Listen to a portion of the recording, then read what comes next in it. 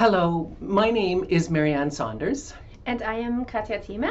And we both work in the field of writing studies at the University of British Columbia's School of Journalism, Writing and Media.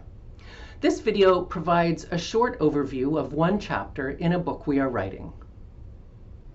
The chapter focuses on two recent children's novels that center the voices and needs of pre-adolescent trans youth, Alex Gino's Melissa and Lisa Bunker's Zenobia July. These novels encapsulate the anxiety and fear experienced by their trans girl protagonists as each negotiates her way through school, friends, and family. Through these texts, we examine the effects of trans literature by alternating between two aspects of our analytical approach. I, Marianne, use my trans experience as an autoethnographic tool for analyzing the anxiety and uncertainty experienced by the protagonists. And I, Katja, provide a language-focused analysis of how the texts manage to present trans girls' experience without overtly explaining such experience for a cisgender audience. Through this combined approach, we suggest that these narratives contain the potential for the anxiety described by Marianne, but without explaining or performing that anxiety. We will begin by describing our hybrid approach, and then we will give you some examples of what our research has demonstrated. Simply put, in autoethnography, a researcher uses their own lived experience as a tool for analyzing and producing knowledge about a larger sociocultural phenomenon.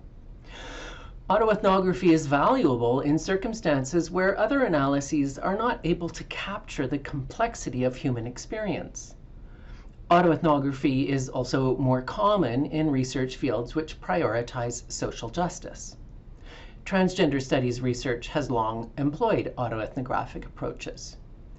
In its use of this approach, our project honors the role of first-person authority in relation to trauma and trans childhood, while emboldening it with a language-focused analysis.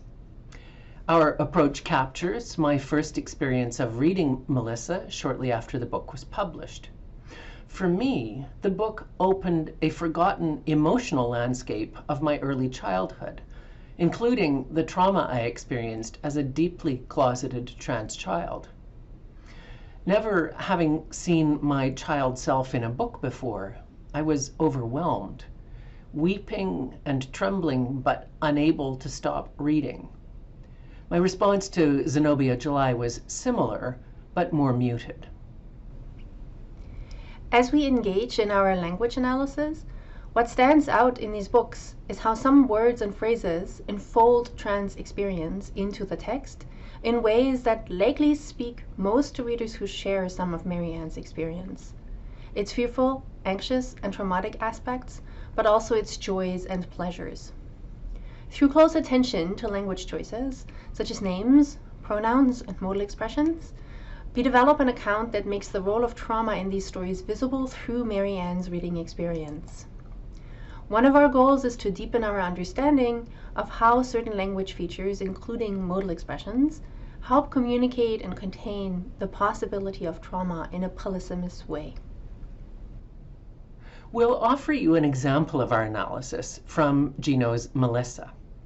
From reading and rereading the book, my hard copy is filled with marginal annotations like, yes, yes, yes, and I know the exact feeling being referenced here. These notes highlight sentences like the ones on this slide, which, upon further examination, describe the same bodily reactions for both moments of fear or despair, as well as joy and exhilaration. Here, in this second slide of the same phrases, we have coded the fearful moments in green and the exhilarating moments in magenta. Our analysis suggests one of the ways in which trauma is enfolded in the text is by closely binding feelings of joy to situations that also elicit great anxiety. One type of situation in which this happens repeatedly is when Melissa immerses herself in the imagery of her secret collection of girls' magazines. In those scenes, she is highly fearful about being discovered by her family members. The magazines are important because they enable the imagination of an alternative life that is not yet available to Melissa. Philosophers call this alternative world a modal world, and Melissa's struggle throughout the book is to manifest parts of her modal existence into her physical and social reality. Modal verbs, such as shall, should, can, could, may, might, will, and would, are one of the features in the English language that can be used to mark such dwelling in possibilities. They are effective in signaling a shift between a factual description and an imagining of what is possible, what one desires, or what one needs and requires.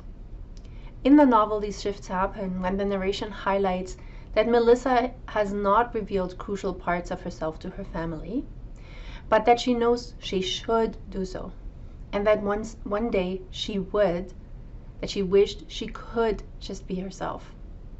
Modal expressions also appear when Melissa feels the need to bring aspects of her modal realm into her real life one, when she realizes there are things that seem impossible now, but eventually she should and must do. Our approach, both language-focused and autoethnographic, pushes against some constraints of literary analysis for trans studies. We develop an account that makes connections to trauma visible through my reading experiences, and analysis of relevant language features. An approach that has also proved fruitful in our teaching of trans texts. Our hybrid method models how to teach trans literature in a way that centers first-person authority, which students may or may not have, alongside careful attention to elements of language, which can function as a meeting point for students of all genders and experiences. Thank you.